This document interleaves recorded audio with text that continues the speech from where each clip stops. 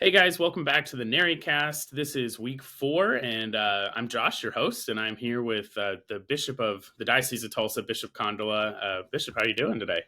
Good. How are all my friends at St. Philip Neri doing? They're doing great in such a busy way. We're doing great. We actually have the Sisters of Life here right now on campus, Oh, good. and so the building currently is super quiet, which is great for this episode because they're all on campus. They call it barehanding, but they're out there just doing invites and talking with students, and so it's been a great time.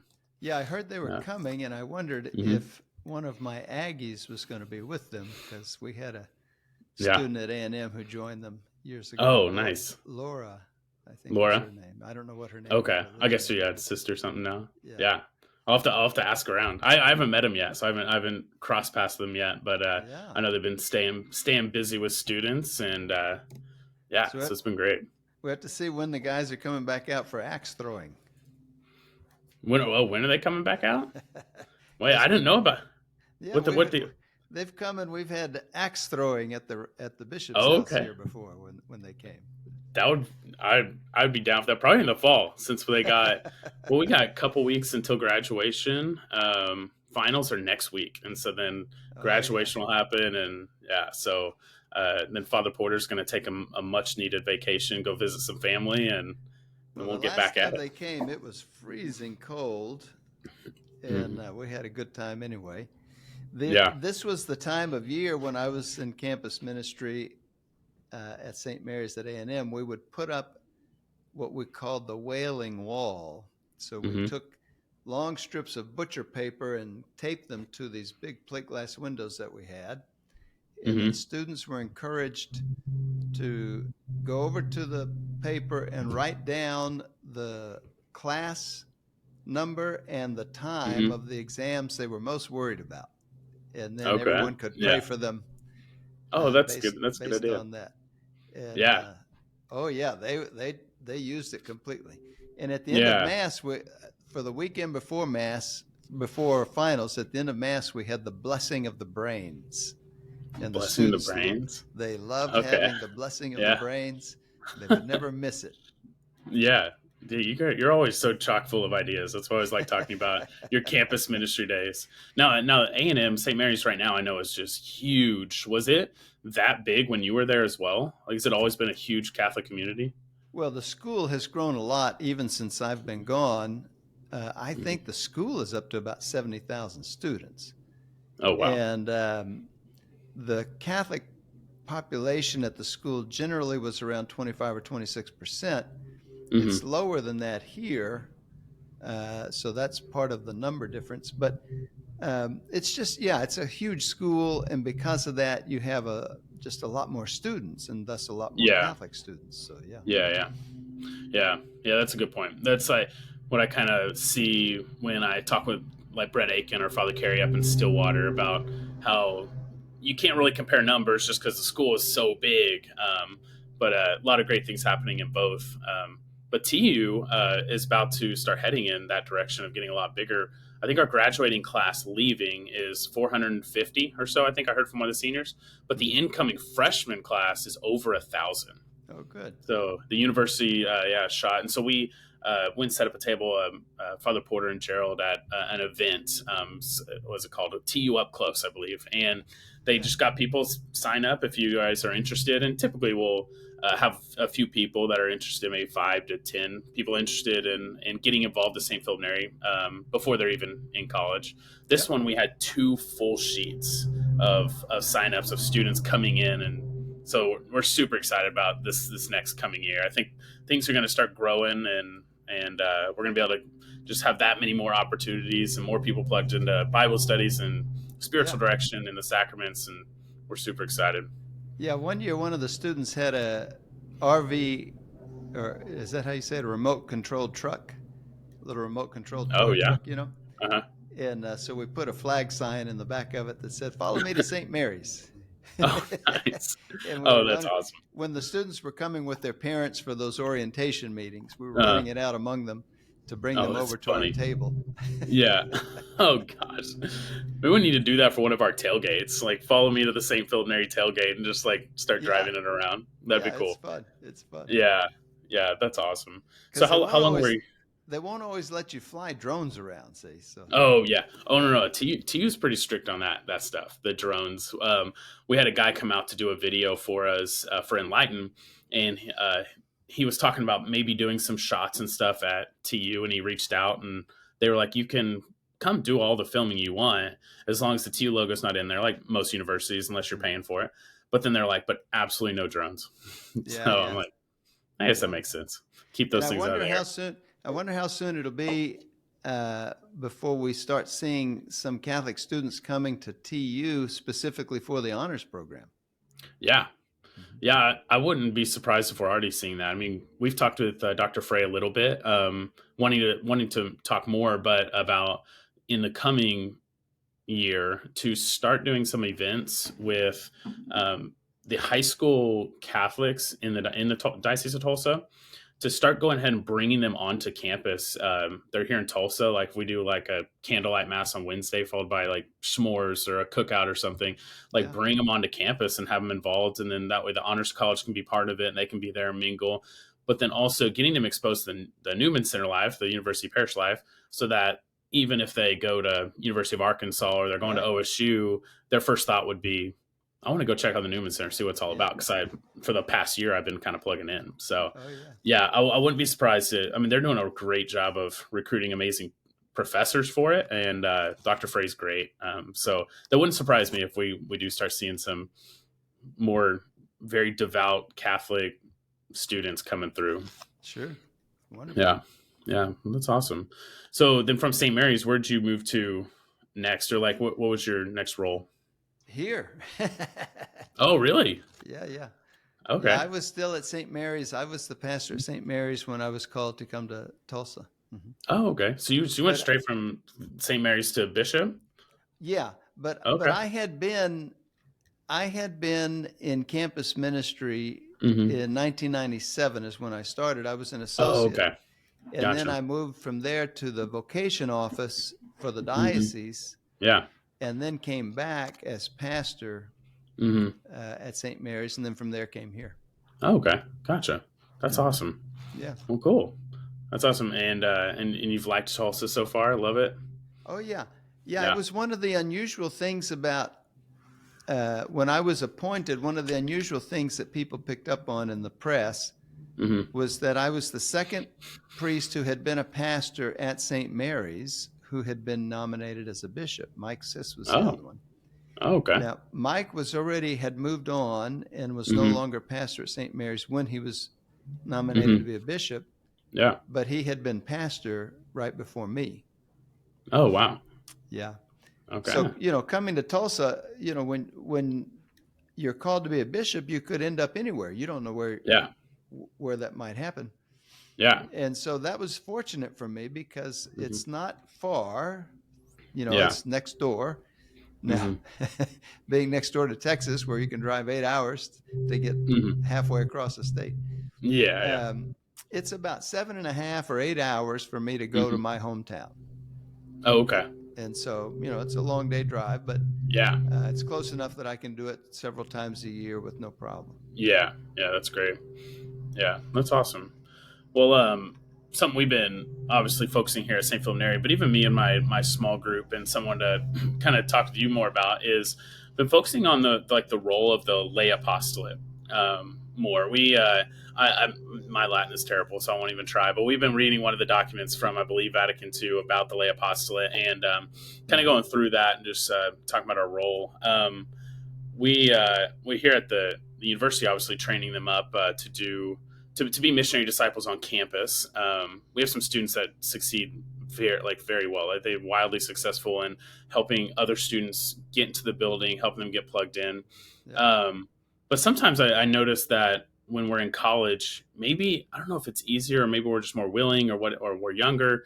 But I think when we get out into the real world, it seems like we see like a decrease in that, where we see like maybe people not being as evangelical, or if that's the word, like when going out and evangelizing. Yeah, and so I didn't know if that's something you guys have seen. I don't know of any studies or anything, but like typically it seems like in our parish, like St. Philip Neri versus like my parish at Christ the King. Mhm. Um, sometimes getting, we have a solid group over there, but like getting some of the like people to get out there and evangelize and stuff is not always the easiest. I think that since the time of the Second Vatican Council, Hmm. the the largest, what should we call it, the largest challenge or issue with the idea of the lay apostolate has been a misunderstanding. And so people came to understand it as it means I need to be a Eucharistic minister, or I need to be a Hmm. lector, or I need to teach RCIA, or all of Yeah. it was parish focused and parish based and largely around liturgies. Hmm. And that's not what the council intends, not what the popes since the council have intended, not what the church Hmm. intends. From my perspective, I'm writing a pastoral letter right now Okay. on for the diocese. And one of the things that we're going to be focusing on in our pastoral plan is precisely formation of the laity. Hmm. But the thing that I most want the laity to do is to raise their children. So, Hmm. so the difference it makes if a man and a woman, before they get married, Hmm. understand themselves to be choosing marriage as a vocation, not because they couldn't go to seminary or they didn't want to go to a convent. That's not the reason why they're getting married. They're getting married because they want precisely to live the married vocation, and should God give them children, to raise those children with their own faith. Hmm. So so the ideal situation for the formation of children and the formation of the laity, because the formation of the laity begins when they're born. Yeah. It doesn't Yeah. begin when they're adults.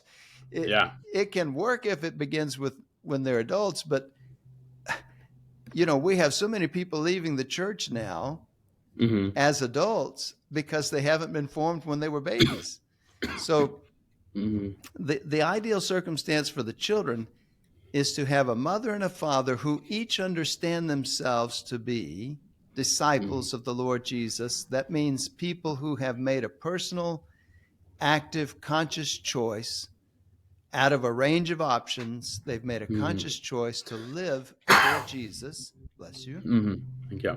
And they want to fulfill his mission in the world, Hmm. and they want to do it as a married couple. They want Yeah. to do it with their spouse. And so Hmm. they want to invest heavily in that spousal relationship, making it Hmm. very strong and powerful. Yeah. And then they want to share with their children their own faith. Hmm. I was raised in a family of 12 children. So, my goodness, Hmm. my parents Yeah. demonstrated faith in one Hmm. aspect. They had this large, they were generous in this large family that they raised, Hmm. Yeah. but they didn't really sit down with us and talk to us about why they themselves loved Jesus or why they Hmm. themselves invested in being active in the church or as a Catholic and so forth. So that's something that I would say for couples to do that. Yeah. And so I think often lay people in the church imagine that to be an effective lay apostle, you have to have attended some program or you have to have Hmm. read some book or something. Yeah. Just live your faith and share that Yeah. with people around you first. Hmm. So, first, Yeah. share it with your children, share it with your brothers and sisters, share it with the rest of your Hmm. family. Yeah. If you have opportunities during the course of your day to share it in one way or another with other people, by all means do that. Yeah. But don't worry if that's not, if the day goes by and you didn't talk to anyone about God. Well, Hmm. maybe there weren't opportunities that day. Don't get uptight Yeah. about that. Yeah. Yeah. And I think that was something that held me back probably when I was first became Catholic, which this past Easter was 5 years. Um, and was this thought of like, and I think the enemy putting that thought in your head of like, you're not good enough, you're not smart enough, you don't know enough. And then as we've gotten into this document, got in a little bit too of what Focus has, and where I'm in a Bible study, but also a discipleship group, and Mm-hmm. very similar to the same kind of program the college students go through as well with the Focus missionaries. But in the discipleship group, we've worked on like this how to become a successful member of this lay apostolate, which is starts with your own personal faith life and your prayer life, having that relationship with Jesus, but then it moves on to your family. And yeah, living with Jesus in the home. Me and my wife are always big on that, and trying to introduce more things, whether it is just having a priest over for dinner, or it's exposing them to like the Sisters for Life that are here. And then when it comes to after that, is not putting so much pressure that it is your job that you have to convert this person, but really what it is I just need to love that person, and I need to live my faith around them, and uh, and and know that like I'm not being measured on how many people I bring into the faith, Right. but what I do with the opportunities that are put out there. Yeah. But it took me a while to get over that. Like I was like, man, if I mention that I'm Catholic, I'm just going to start getting bombarded with questions, and I'm not going to be able to answer them. I don't know what I'm going to do, and so I just let that push off for so long. Yeah. I'm Mm-hmm. doing a leadership course right now. I'm taking a leadership course right now, and Mm-hmm. one of the principles that we're being taught Mm-hmm. is that the leader is not the person who immediately sets out to change the organization. The Mm-hmm. leader is the one who first understands I have to change me. Mm-hmm. I have to first change how I am and how I operate, how I understand my own role Mm-hmm. before I can then change my team, and then through my team affect the organization and so forth. Well, Mm-hmm. that's the Yeah. same in the life of the Christian. If I Mm-hmm. think that I'm going to go and talk to people on the street corner, but I haven't first dealt with my own life, my own faith, Mm-hmm. I don't have an active prayer life, or I don't really try to walk the talk, of my faith, Yeah. then how am I going to do talk to someone else about the faith? You Mm-hmm. see online in chat boxes and comments and whatever, Mm-hmm. crazy, horrible things that Christians say, Yeah. Mm-hmm. quote, in defense of the faith. Well, Yeah. brother, you're not doing us any Yeah. good. You'd be Yeah. better off not talking at all. Yeah. Mm-hmm. Yeah. Yeah, I think I heard someone. I don't remember if it was Matt Fradd or Trent Horn, but they said uh, never like you'll never evangelize anyone in the comment section, and I thought that Right. was so great because that was one thing. Actually, I worked with Father Elkin a little bit on is that I always wanted to start a podcast. Didn't know what it was at the time, and then when I came across this concept, I wanted to make sure I was doing it for the right reasons, and I was doing it like for the glory of God, to help further His kingdom, to help support the parish, and not doing it for my own popularity, and to be like a Matt Fradd and a Father Mike Schmitz. Like I'm not like if God took it to that levels, I hope that actually Carl Broussard just said it in a talk recently that I hope I'm able to take those compliments and deflect them right to God, like deflect them Mm-hmm. right to Him. And but we had talked about that a little bit, and that just came up when when you mentioned, we were talking about the comment sections. But yeah, some people get in those comment sections, and they can overly praise you, which can I think be bad as well. But yeah, the overly wicked stuff too, where it's like, yeah, you just see Christians I think fight each other more than non-Christians and Christians do when it comes Mm-hmm. to online stuff. But, Yeah, I think that if the disciples of the Lord wake up each day and head out into the day mm-hmm. with a simple awareness, a sensitivity Mm-hmm. to the fact that today God might use me in Mm-hmm. some form or fashion to help someone else in some form or fashion. Mm-hmm. And so let me be sensitive and let me be sort of alert Mm-hmm. to that possibility. Yeah. Now, maybe you'll go through the whole day, maybe you'll go through many days, and Mm-hmm. nothing spectacular happens. Mm-hmm. That's fine. Yeah. Uh, Far better for that than for you to go around in a clunky Mm-hmm. and off-putting way saying, Yeah. hey, Mm-hmm. do you know who Jesus is? Well, Yeah. if I don't have a relationship with you and you come Mm-hmm. at me with that, I'm going to Yeah. think that you want to make me a project. Yeah. You don't see Yeah. me as a person. You see me as a, quote, potential convert. Yeah. You've made me a project. I'm not a person in your eyes. Yeah. Yeah, exactly. And coming across so abrasive, they just start putting up that brick wall, and it's like, what? Like, yeah, you didn't do yourselves any favor. You didn't do God any favors or the church any favors by coming across so abrasive. But yeah, when you start with that relationship, there's like, oh, like almost takes them by surprise sometimes. Like I thought you were just going to be like converting me and trying to judge me for how I think and stuff like that. But uh, when Yeah. you're able to kind of come in there softer, love them where they're at, Hmm. and truly care about them, and build it out of a relationship, I feel like it's so much easier. But then I also feel like you don't come across some of those things. Like for me, like all those doubts that I had, I'm not smart enough. I'm not like someone's going to come bombarding me with questions and all this stuff. When I come at it from a relationship, sometimes like I see to myself that I'm not actually running into that as much. They may Hmm. ask me my experience with the faith or something, but Hmm. when I just come from loving them where they're at, we actually have a Protestant in our Bible study each week, and he comes all the time, and it's great. He comes and he loves to play devil's advocate, and he's like, well, okay, but Protestants would say this, and we're able to answer him, but be very civil, and it's been great, and it's been something we want him to come into the church and be in communion with the sacraments, and but we also want him to do it out of his own free will, not because we tricked him into it Sure. or forced it on him in any way. So Sure. yeah, Yeah. that's awesome. So what like advice would you give to people that like if someone did come to you with like something similar, where they felt like they wanted to do more, they felt like they weren't doing enough, like but they wanted to do more, just a lay person within a parish, like what would your advice be to them? Well, I'd want to know a little more about them Mm-hmm. first, because I'd want to understand, are they living a solid sacramental and spiritual life Mm-hmm. first? Because Yeah. that's the beginning point. The beginning Yeah. point Yeah. is, am I regular in celebrating the Eucharist, at least weekly?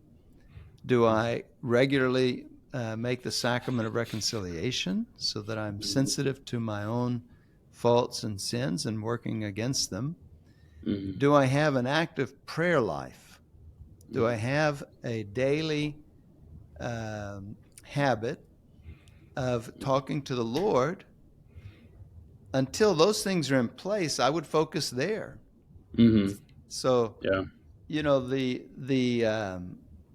the creation of what you can call an anchor time of Mm-hmm. prayer. For many people, their life is very sort of unstructured or chaotic in a way. If you're a mom with several kids, your life is chaotic. Mm-hmm. Yeah. Oh yeah. And so, there may be very limited opportunities during the day when you can even be alone, let alone have a few Mm-hmm. minutes to think. Yeah. But if you can create some kind of an anchor, some kind of a small window, it might only be 5 minutes, Mm-hmm. but that you can do regularly. It doesn't have to be the same time every day, but Mm-hmm. some period of time every day. Mm-hmm. It might shift depending on your schedule. But Mm-hmm. by anchor, what I mean is you say to yourself, I'm going to do this no matter what else happens. Mm-hmm. I might not, maybe I would love today to spend, 10 minutes reading the Bible, and I'd like to pray 3 decades of the rosary, and I'd like to go to Mass. Yeah. Well, I might not get to do any of those things, because if Mm-hmm. the 3-year-old wakes up coughing and with a fever, and if the Yeah. car breaks down, and whatever all the things are, Mm-hmm. well, but if I can establish an anchor so that I say that each day I'm at least going to try to do this, Mm-hmm. then that keeps a person from drifting off from prayer. Yeah. Because if you try to do those other heroic things and they don't happen one day, then the Mm-hmm. next day you feel bad because they didn't happen, Yeah. Mm-hmm. and then the third day you're no longer Mm-hmm. trying, and so Yeah. it goes like that. It goes away Mm-hmm. pretty fast. But Yeah. if you have an anchor, you can at least count on doing that. Yeah. Yeah. Yeah. That's a good point. That's what my spiritual director has always kind of told me. It's like anytime you feel like you're struggling with your evangelizing, or you feel like you've hit a plateau, is to just turn back inward on yourself and turn back to prayer, turn back to like reflecting on how many times have I been to mass in the last few weeks, or how many times have I been to confession in the last few months, and Mm-hmm. kind of taking a step back, looking at yourself. And that's definitely been something that's helped for me. Yeah. And yeah, and I think also getting involved too. I think I felt good at Christ the King, I was going. It was me and my wife, and there were no kids at the time, and we were going to mass and doing confession regularly and everything. But we didn't really have the community yet. So we're a pretty big parish, and it was easy to slip in, go to mass, and slip right out before anyone even had a chance to Yeah. welcome you.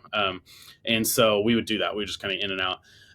But then for some reason, the Holy Spirit was working. Well, not for some reason. The Holy Spirit was working for a reason, and kind of felt us led to like the Acts retreat, and we Mm-hmm. both went on that, and that really built the community, which was awesome. We got to know some great guys over there at Christ the King, some young adults, but also some older guys, and that's led to being on team. It's led to That Man Is You, and Bible studies and discipleship and all sorts of things, and I feel like the more I've surrounded myself and really lived life with Jesus in the center, Mm-hmm. which I think we have to be honest with ourselves too when we're not living life with Jesus in the center.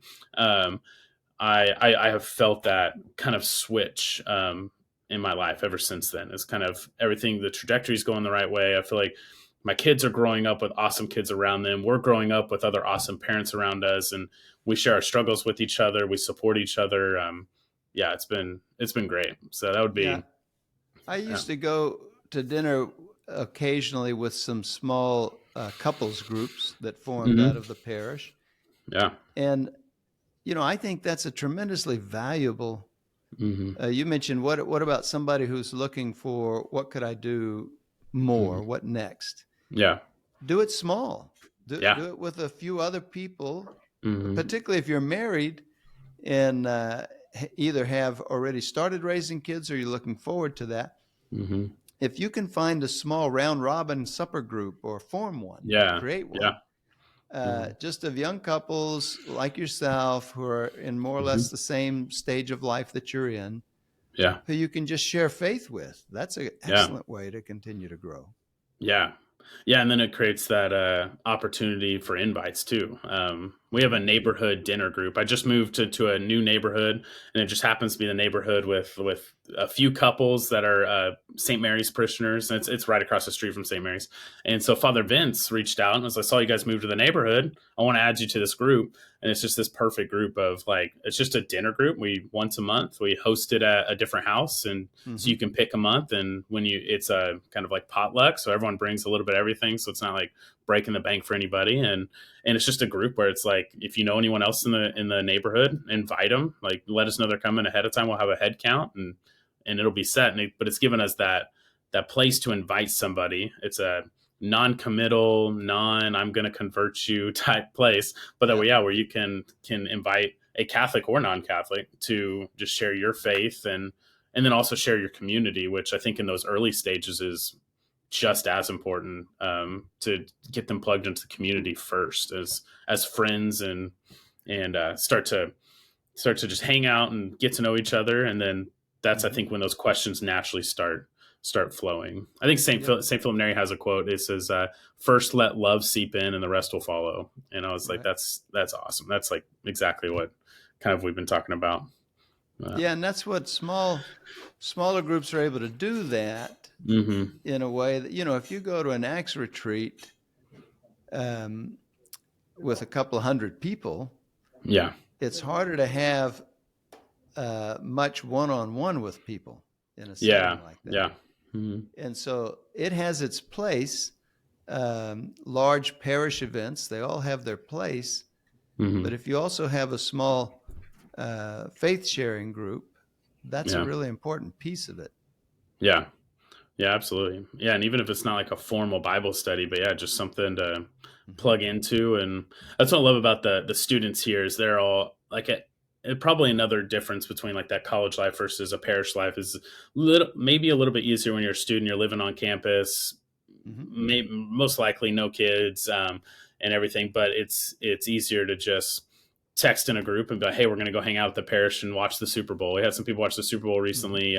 Gerald's always teaching people how cricket works, and they're always sitting down there and watching cricket. And but they're able to then talk, and you tend to walk by and hear them talking about something. They're all so intellectual here, way smarter than I am, but they're always talking about something that has to do with the faith, and Mm-hmm. they're always diving deeper into stuff, which is which is cool because it just sets just a great atmosphere. And I think Gerald's one that I look up to the most when it comes to that welcoming, kind of evangelizing type mindset, where he's just so great. We met with, or we sat down and had dinner with somebody, or Tuesday lunch. That's what I'm trying to say, with someone the other day, and they're like, "Yeah, I actually go to church downtown." I'm like, "Where do you go?" And it's the First Baptist. And I was like, "That's awesome. That's great. Like, how long have you been going?" And truly was like, I love that you're going there. I'd rather you go somewhere than nowhere. And it's Mm-hmm. great that you're here. I'm glad you feel welcome to come here. And it was cool. And we just sat around and talked about his family and his kids. And it was an awesome place to just kind of grow and learn about the guy and create that relationship with him, Sure. which was Yep. awesome. So, well, cool. Um, so as the bishop, I'm sure you get like tons of like these types of requests all the time. So for you, this is something I've been asking a lot of people on the show. How do you balance your prayer life and your own personal faith life as well? Because I know obviously as the bishop, you're getting pulled every direction by parishes wanting you to come, and like your other people that maybe like doing formation with priests and stuff like that. How do you balance your faith life and your busy schedule? Well, some of the things that I do would be workable also, or would be helpful also, even for Mm-hmm. families to do. Um, one of the things that I use is something that I got from a book called The Now Habit.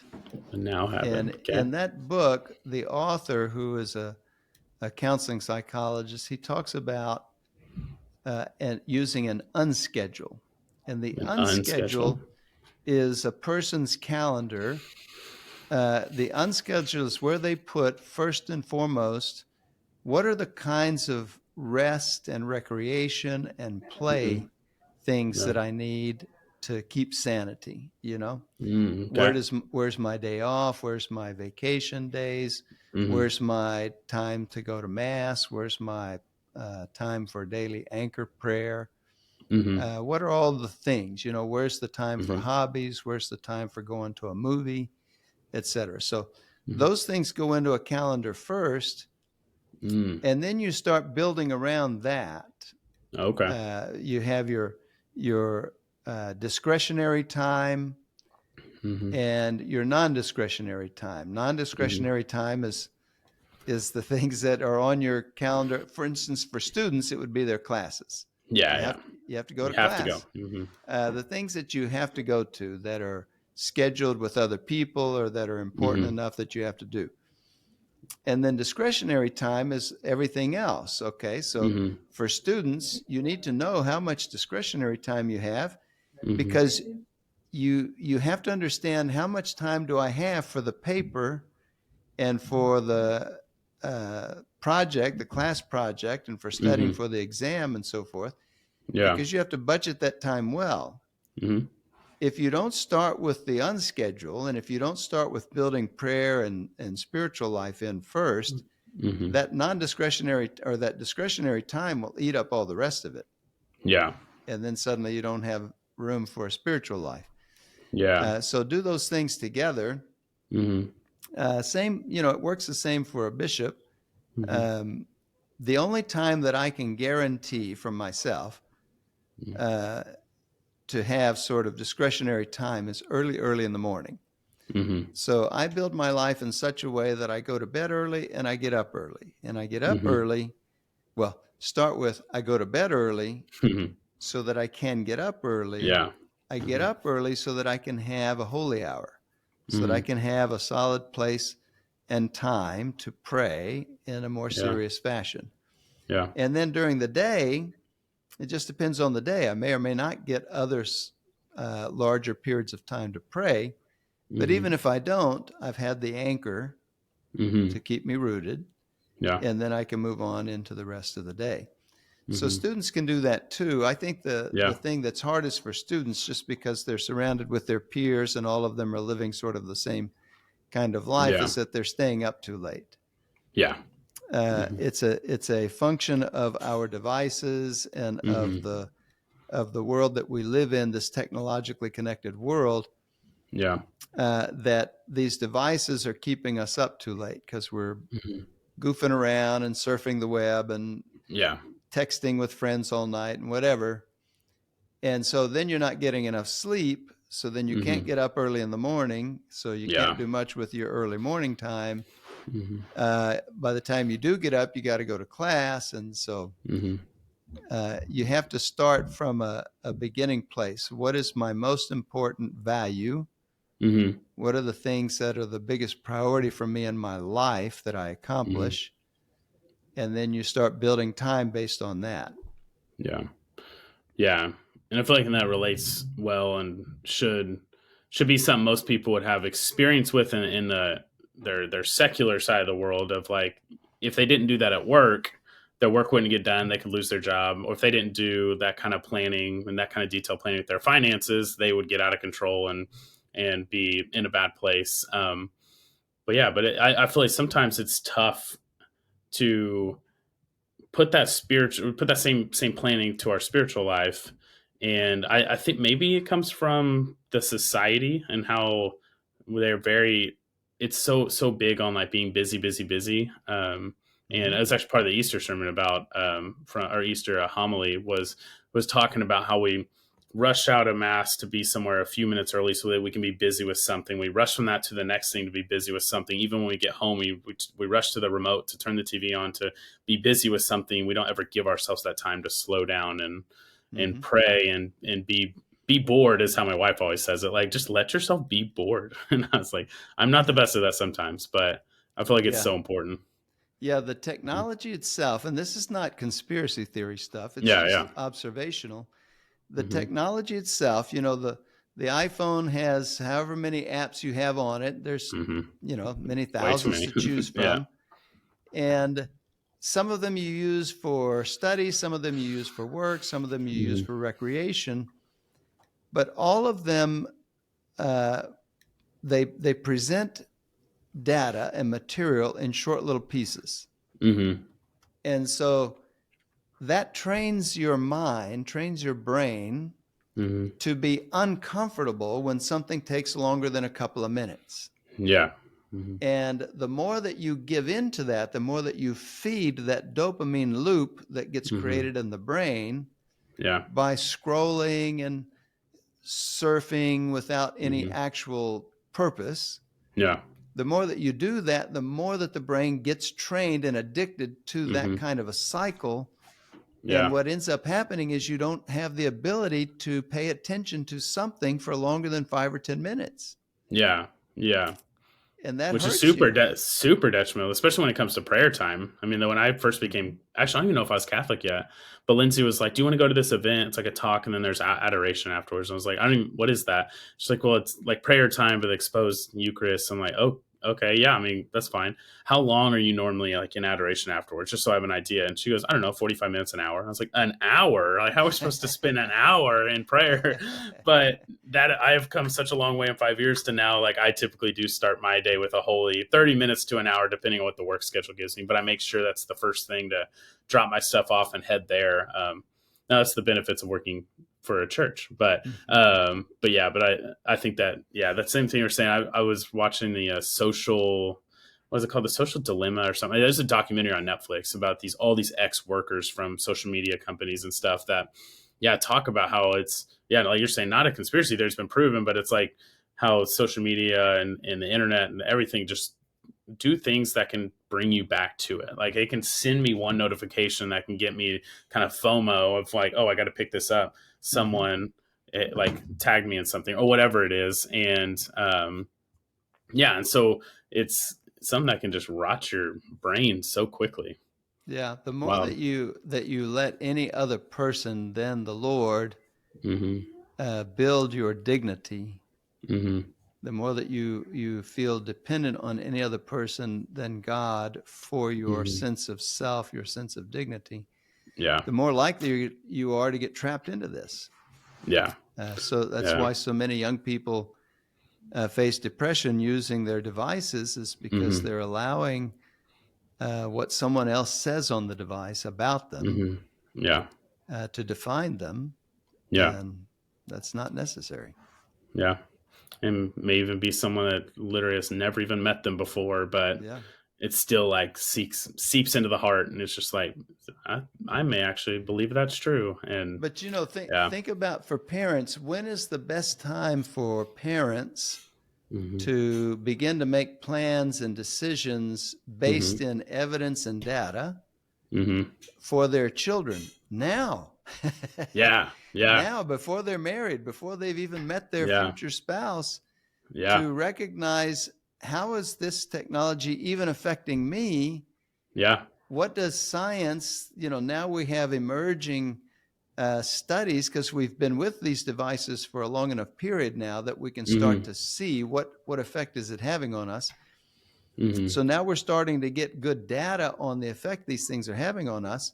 Yeah. So that can inform how we think, and then later talk to our future spouse about, and then Hmm. later actually engage with our children about Yeah. what kind of devices we ought to have, when we ought to use them, how we ought to use Yeah. them, because they're Yeah. tremendous tools. Yeah. This is never a get off my lawn kind of Yeah. Hmm. negative thing. It's a Yeah. recognition simply that it's a powerful tool.